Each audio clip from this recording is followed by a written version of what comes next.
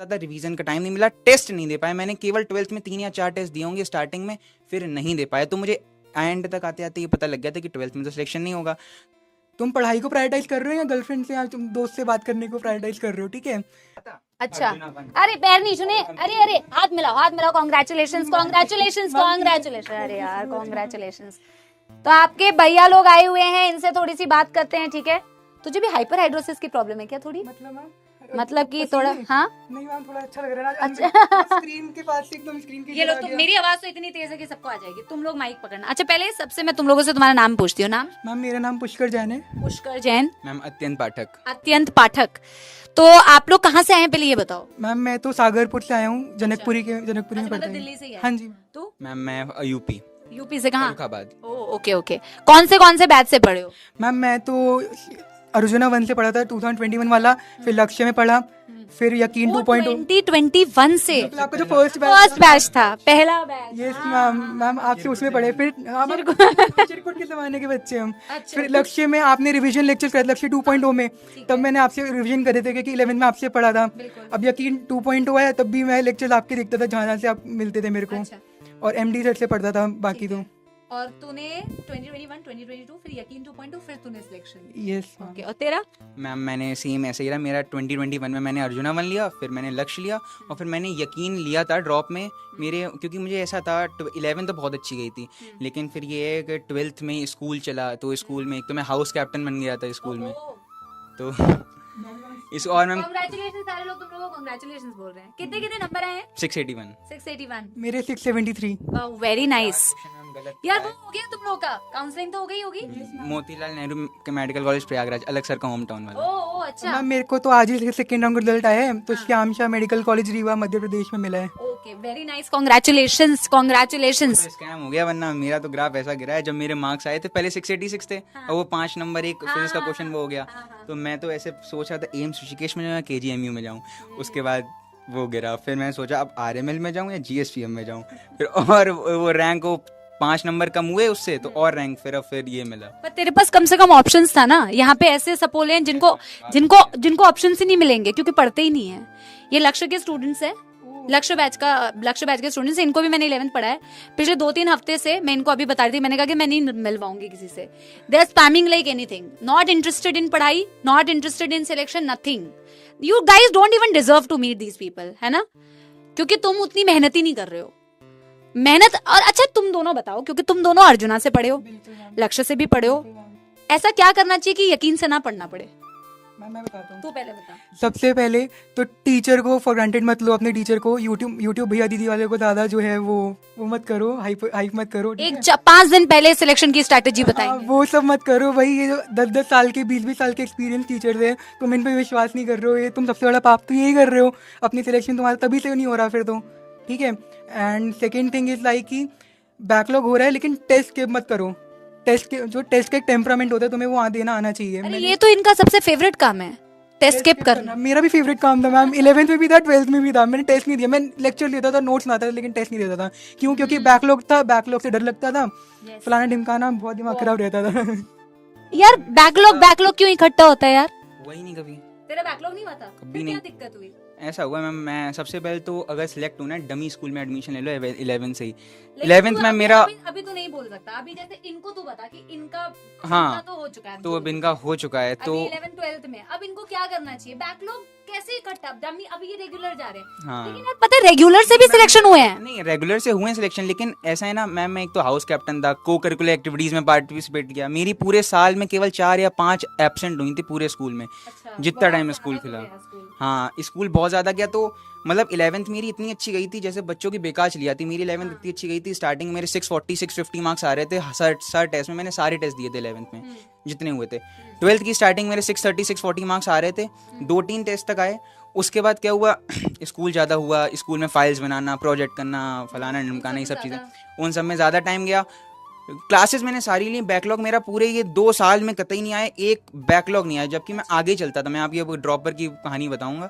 तो फिर ऐसा हुआ, लेकिन इतने सब हुआ तो उससे रिवीजन का टाइम नहीं मिला। केवल क्लास ले पाता था मैं स्कूल के बाद अपनी, और केवल क्लास ले पाता था, रिवीजन का टाइम नहीं मिला, टेस्ट नहीं दे पाए। मैंने केवल 12th में 3 या 4 टेस्ट दिए होंगे स्टार्टिंग में, फिर नहीं दे पाए। तो मुझे एंड तक आते आते ये पता लग गया था कि 12th में तो सिलेक्शन नहीं होगा। तो फिर मैंने ये सोचा कि अब नहीं होगा मैं तो interrupt कोई। कर रही हूँ। हाँ जैसे तूने बोला ना कि तूने सिर्फ क्लासेस अटेंड की, मैं नहीं, क्लासेस अटेंड करी, प्रॉपर नोट्स बनाए, रिवीजन नहीं कर पाया। नहीं प्रॉपर रिवीजन से मतलब ये नहीं रिवीजन नहीं किया, सेल्फ स्टडी सेल्फ स्टडी भी करी, मतलब प्रॉपर रिवीजन भी किया। एक होता है ना, आज चैप्टर पढ़ लिया, अब आज से 2 महीने बाद ये चैप्टर ये ही नहीं कर पाया मैं, जिसकी और प्लस 12। रिवीजन कहते हैं और मल्टीपल रिवीजन। हाँ मल्टीपल रिवीजन मैंने किए, लेकिन वही बात है 12th आप कितना भी कर लो, 11th का रिवीजन नहीं करोगे तो क्या फायदा हो। तो वही तो 11th 12th के साथ साथ तो कर रहा था, लेकिन 11th तो तेरा नहीं हो पा रहा था। मैंने सोचा था टाइम निकालूंगा, लेकिन टाइम नहीं निकल पा रहा था। अब यही बात है, और टेस्ट नहीं दे पाया मैं, इसलिए वैसे 12th के एंड तक आते आते मुझे ये पता लगा था कि मेरा 12th में नहीं हुआ, कोई बात नहीं, कॉन्सेप्ट जितने स्ट्रॉन्ग कर सकता हूँ मैं कर लूँ, क्योंकि ये मेरे ड्रॉप में काम आएगा। तो फिर इसीलिए मैंने अपने कॉन्सेप्ट सारे स्ट्रॉन्ग करे, सारी क्लासेस नहीं अच्छे से प्रॉपर रिवीजन किया।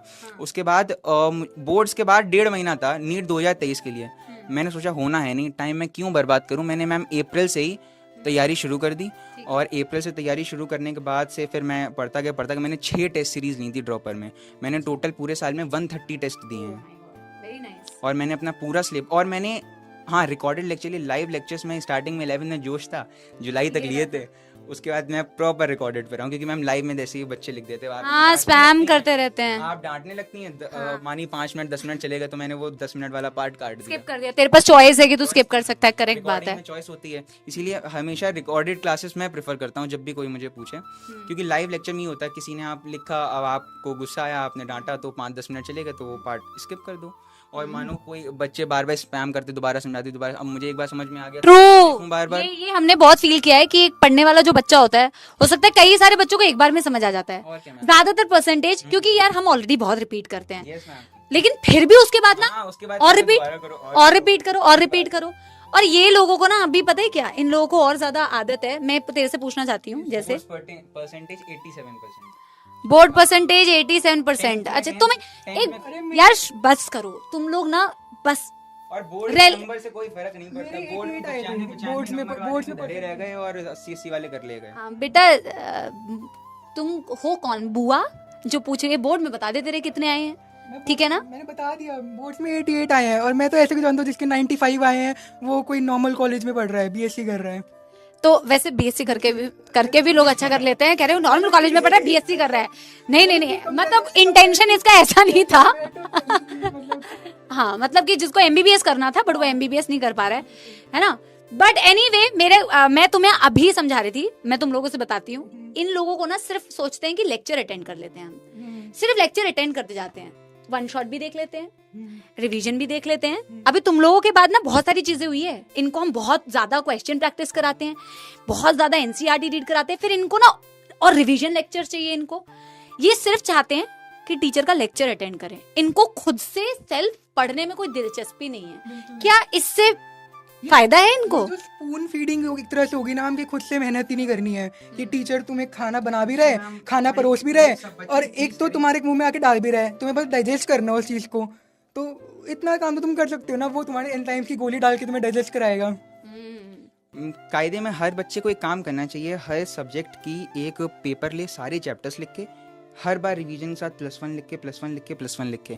मैंने मैम काम किया था, स्पेशली बायो, फिजिक्स, केमिस्ट्री में किया था, लेकिन वो तो इतना नहीं हो पाया। बायो मैंने पर्टिकुलर किया आखिरी तक आके आते, जब एक कॉलम बनाया था नोट्स का, एक बनाया था एनसीईआरटी का। जितनी बार मैं नोट्स रिवाइज करता था +1, जितनी बार एनसीईआरटी रिवाइज करता था +1। तो ऐसे करते करते पता लगता है, कॉन्फिडेंस आता है कि मैं 10 बार ही चैप्टर पढ़ चुका हूँ। मैं ऐसे चैप्टर्स, बहुत सारे ऐसे चैप्टर जो मैंने 17-18 बार पढ़े हैं एनसीईआरटी से और अपने नोट से।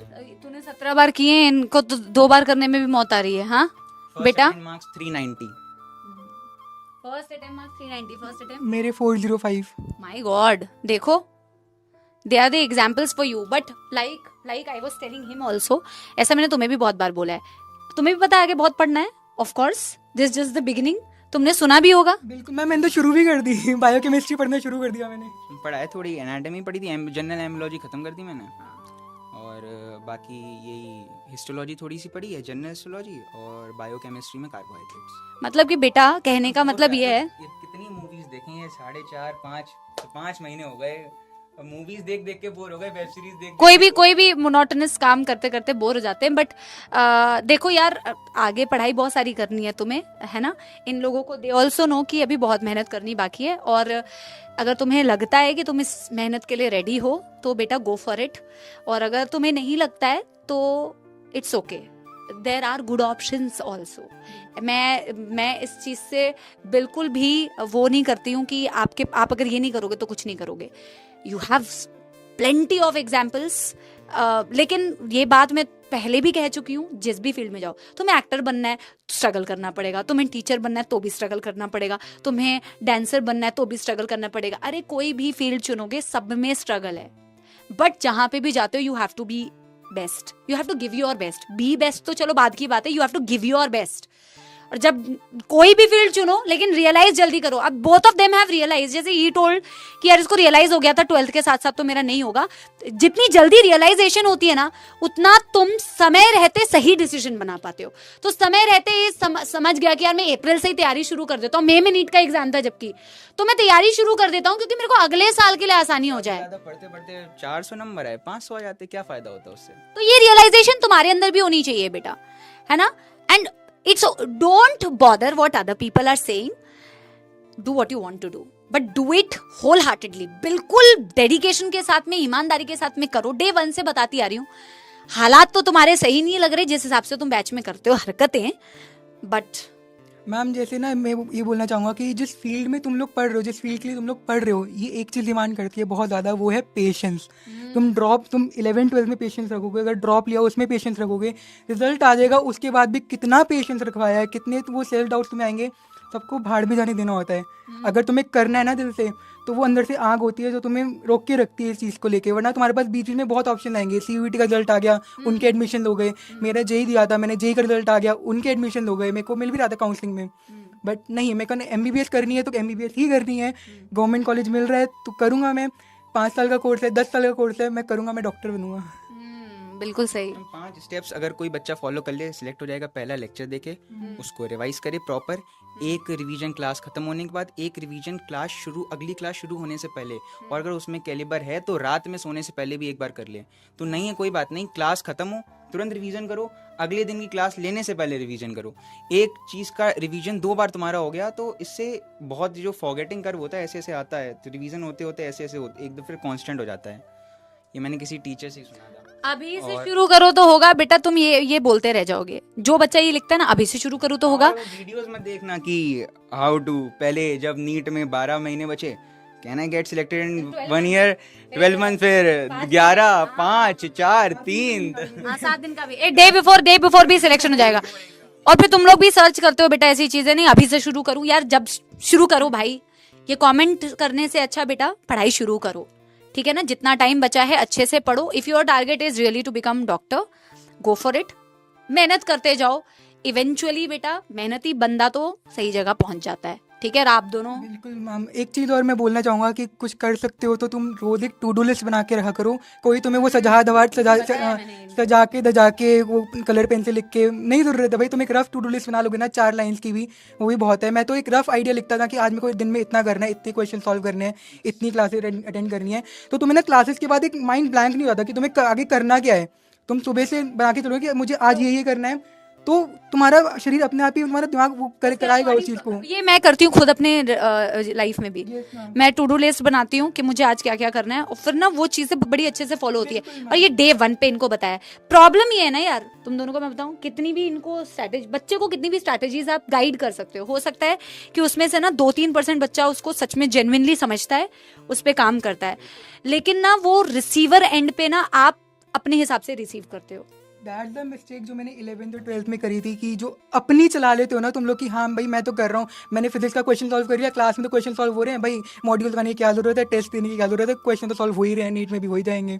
तो एक अपना दिमाग होता है ना, मत चलाओ। तुम इतने अभी एक्सपीरियंस नहीं हो, यहाँ 10-10 साल के टीचर एक्सपीरियंस है, तुम इनकी बात सुनो ना। जो टीचर बोलता है करो बस, क्योंकि टीचर चाहता है कि तुम सिलेक्ट हो जाओ और आके मिलो यार। 5 स्टेप्स फॉलो करो, लेक्चर लो, उसको रिवाइज करो, टेस्ट दो, टेस्ट की एनालिसिस करो।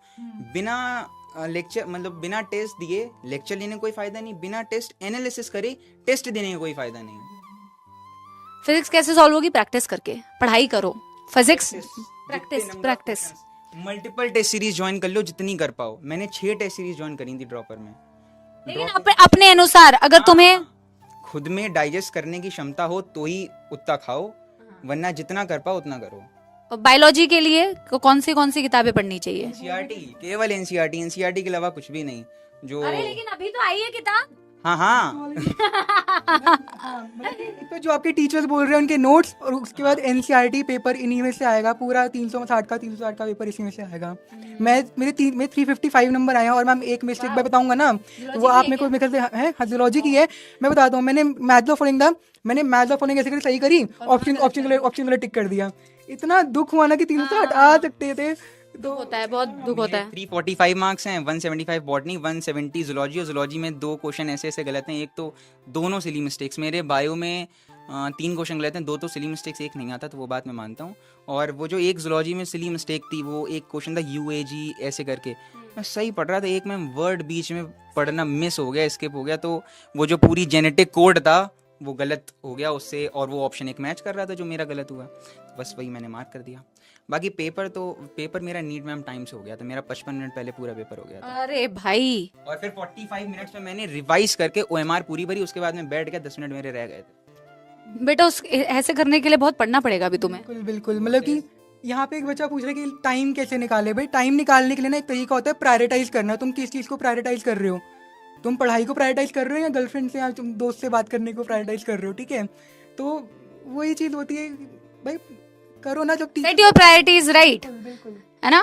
अभी बेटा जितने भी लोगों के गर्ल दोस्त बॉय दोस्त बनेंगे ना, वो पीछे छूट जाते हैं बेटा, क्योंकि जब आप ही आगे जीवन में नहीं बढ़ पाएंगे तो आपके साथ रहने वाले बेटा थोड़ी आपके साथ रहेंगे। पहले खुद को जीवन में आगे बढ़ाओ, तभी बेटा तुम्हारे साथ जीवन में लोग टिकेंगे। लोग नहीं टिकते हैं बेटा, आई एम टेलिंग यू, लोग नहीं टिकेंगे। If you go ahead, you are doing something nice, people will be टिकोइंग, okay, otherwise nothing is going to happen, okay. There is a time for everything, it's not the time, ठीक है। क्या करोगे? पापा के पैसे पे बेटा डेट पे लेके जाओगे क्या? अरे यार, ठीक है ना, पढ़ाई लिखाई करो अच्छे से, और कुछ हाँ मैम, बताओ, बिल्कुल आप वो बताओ। बोल रहे थे ना कि टेस्ट पेपर के टाइमिंग के बारे में, हाँ। तो वही मैं बता रहा था कि अगर आप पहला टेस्ट दे रहे हो कोई बात नहीं, अगर आप बायो में 1 से 1.5 घंटा लगा रहे हो, लेकिन कंसिस्टेंसी बना के रखो। तुम टेस्ट दो, तुम मॉक पेपर सॉल्व करो, धीरे धीरे तुम्हारी भी वो टॉपर वाली चीज़ होती है ना कि हाँ 40-45 मिनट में वो बायो सॉल्व कर लेता है, अगले के आधे घंटे में वो केमिस्ट्री सॉल्व कर लेता है, फिर उसको 1 घंटा 1.5 घंटा पूरा फिजिक्स के लिए मिलता है। तो वो आराम से जो है पेपर, मतलब कि मेरा पेपर 20-25 मिनट पहले खत्म हो चुका था नीट का। मैं रिवाइज भी क्या करूँ कि मैं OMR सारी फिल कर चुका हूँ विद OMR, मेरा 20-25 मिनट पहले आराम से कंप्लीट हो चुका था। तो ये एक दिन का काम नहीं होता, ये बहुत मेहनत का काम होता है। रोज तुम 10 से 12 घंटे की एक एवरेज स्टडी कर रहे हो ना एज अ ड्रॉपर, तुम लक्ष्य वाले हो। लेकिन तुम्हें मैं समझ सकता हूँ भाई, तुम लोग स्कूल जाते हो, तो मैं भी स्कूल जाता था, मैनेज नहीं हो पाता। तुम लोग कोई जिम ज्वाइन कर लेते 12th में आने के बाद। और मेरा तो क्या था कि 11th में जो है कोविड था, ऑनलाइन क्लास, लेकिन एग्जाम ऑफलाइन देने जा रहे हैं। फिर 12th में सीधा ऑफलाइन स्कूल शुरू हो गए। अब स्कूल में जाने के बाद मैं भी पब्लिकेशन कैप्टन बन गया था जोश में, और फिर को करिकुलर एक्टिविटीज़ वगैरह होती है तो इंडल्ज हो जाते हैं, प्रैक्टिकल्स में इंडल्ज हो जाते हैं, जो प्रैक्टिकल साइड रद्दी में जाती है ना। मैं तो एक ओबीडियंट स्टूडेंट था कि टीचर से डांट खाना बिल्कुल अच्छा नहीं लगता था, तो काम हमेशा पूरा रखने की कोशिश करता था। तो इस वजह से ऑनलाइन जो पढ़ाई थी नीट थी, इसको फॉर ग्रांटेड मैंने ले लिया था थोड़ा सा। जो भी था हर चीज़ से सीखा हूँ, बस ये कि गलतियाँ सबसे होती है, अगर तुम उन गलती से नहीं सीख रहे हो ना तो ये तुम्हारी गलती है। गलतियाँ सब करते हैं। मिस्टेक्स जिम की बात है, जो बच्चे जिम ज्वाइन करते हैं, मैं तो कह रहा मत ज्वाइन करो। मैं आपको अपनी फोटो दिखा रहा 12th की, और आप मुझे अब देखिए, ये पढ़ने में ही गलतियां इज फाइन बेटा, सब गलतियां करते हैं, लेकिन सीखना बहुत जरूरी है। गलतियों से जो नहीं सीखता फिर वो गलतियां गुनाह बन जाती है, वो गुनाह नहीं करना। 2022 12th में थोड़े से हेल्दी और फिर नॉर्मल। इट्स ओके यार, it's your body, you can work out any time you want to. जब चाहो तो कर सकते हो, तुम्हारा शरीर है, जब मन करे, जब एक जगह पे तुम्हें समझ में आ जाए कि यार अब मैंने इसको समय दे सकता हूँ, तब आप समय देना। अभी समय वही जैसे इन्होंने बोला, प्रायोरिटाइज करो कि तुम्हें क्या करना है लाइफ में। अभी तुम्हें बेटा इस चीज को प्रायोरिटाइज करना है कि तुम जितने भी बैकलॉग्स है उसको कवर करने की कोशिश करो। जब 11th का रिवीजन हो रहा है उसको अच्छे से रिवाइज कर सको, और फिर जब बेटा सेल्फ स्टडी का टाइम आए तो सेल्फ स्टडी अच्छे से कर पाओ। बिल्कुल मैम, बिल्कुल। ठीक है, तो इसी बात के साथ में बेटा बहुत बहुत धन्यवाद कि आप लोगों ने क्या बोलते हैं, इतना बेटा थैंक यू, कॉन्ग्रेचुलेशन। सारे भैया लोगों को वापस से कॉन्ग्रेचुलेशन करो और कहो कि हम प्रॉमिस करते हैं कि हम भी बहुत अच्छे ऐसे रिजल्ट लेके आएंगे और फिर स्क्रीन के इस तरफ आएंगे, ठीक है? Yes, thank you so much guys. धन्यवाद बोल रहे हैं, धन्यवाद। धन्यवाद। Thank you. जबरदस्ती नहीं बुलाए जा रहे, दिल से बोल रहे हैं थैंक यू। Thank you. चलो bye bye, thank you so much, thank you everyone, thank you.